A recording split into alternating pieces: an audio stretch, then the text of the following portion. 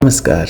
आज हम चर्चा करेंगे बिहार विधानसभा की न केवल इसके इतिहास व संरचना पर बल्कि उन अधिक विशेषताओं पर जो इसे भारत के अन्य राज्यों की विधानसभाओं से अलग बनाती है, चाहे वह इतिहास, राजनीतिक अस्थिरता, विधान भवन की भव्यता या राजनीतिक प्रयोगों की प्रयोगशाला होना हो।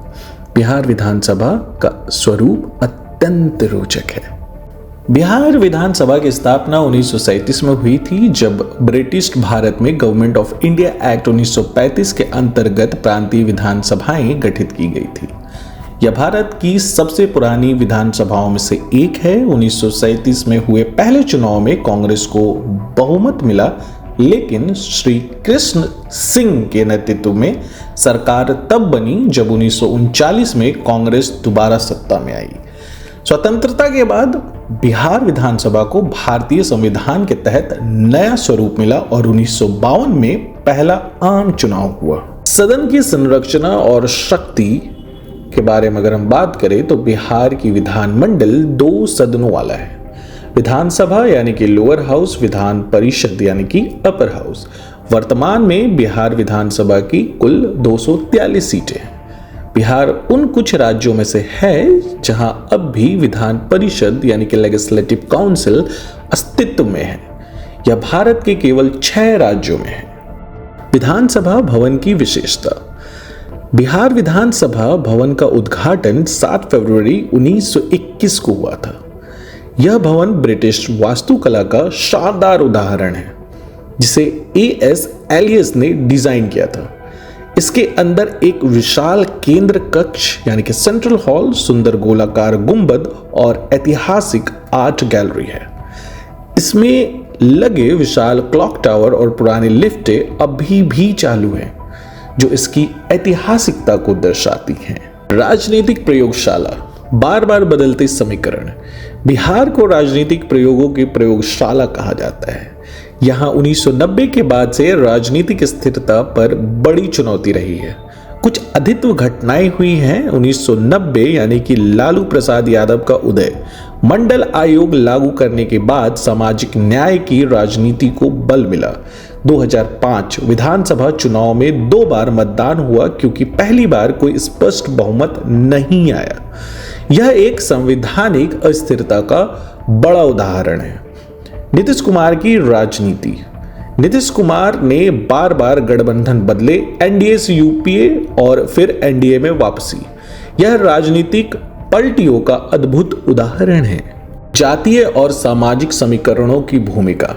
बिहार विधानसभा की संरचना में जातिगत समीकरण गहराई से जुड़े हैं।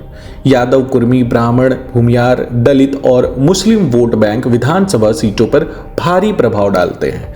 जातीय समीकरणों के आधार पर ही अक्सर प्रत्याशी तय किए जाते हैं। जातीय जनगणना जैसे मुद्दों पर विधानसभा में तीखी बहसें और प्रस्ताव आते हैं। सामाजिक न्याय और नीतिगत परिवर्तन। बिहार विधानसभा ने कई ऐसे विधेयक पारित किए गए हैं जो सामाजिक न्याय की दिशा में अग्रसर हैं। महिलाओं के लिए पंचायतों में 50% आरक्षण, सरकारी नौकरियों में दलितों और पिछड़ों के लिए आरक्षण व्यवस्था का विस्तार। शराबबंदी कानून 2016 भले ही विवादास्पद हो, पर राजनीति के तौर पर यह विधानसभा की एक ऐतिहासिक पहल है। विधानसभा में तकनीकों की डिजिटल परिवर्तन। बिहार विधानसभा भारत की पहली डिजिटल विधानसभाओं में से एक बनने की ओर अग्रसर है। ई विधान प्रणाली को लागू करने की प्रक्रिया चल रही है, जिसमें पेपरलेस कार्यवाही, ई प्रश्नकाल, डिजिटल दस्तावेजीकरण, यह इसे डिजिटल इंडिया अभियान के अनुरूप बनाता है। युवा नेतृत्व और महिला प्रतिनिधित्व। हाल के वर्षों में विधानसभा में युवा विधायकों की संख्या बढ़ी है। कई ऐसे विधायक हैं जो 35 वर्ष से कम आयु के हैं। महिला विधायकों की संख्या अभी भी सीमित है, लेकिन 2020 के चुनाव में कुछ नए चेहरे सामने आए जिन्होंने प्रभावी भूमिका निभाई। विपक्ष की सक्रियता और भूमिका। बिहार विधानसभा में विपक्ष सदैव मजबूत रहा है। तेजस्वी यादव जैसे नेताओं ने बतौर विपक्ष के नेता सरकार को कई बार कटघरे में खड़ा किया है।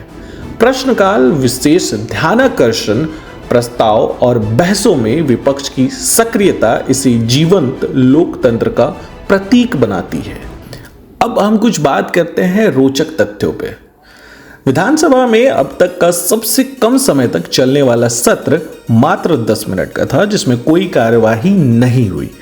एक बार तो एक विधायक ने सत्र के दौरान घड़ी चुराने का आरोप लगाया था। यह खबर पूरे देश में चर्चा का विषय रही। बिहार एकमात्र राज्य है जहां विधानसभा अध्यक्ष का चुनाव कई बार बहुमत से नहीं, सहमति से होता है।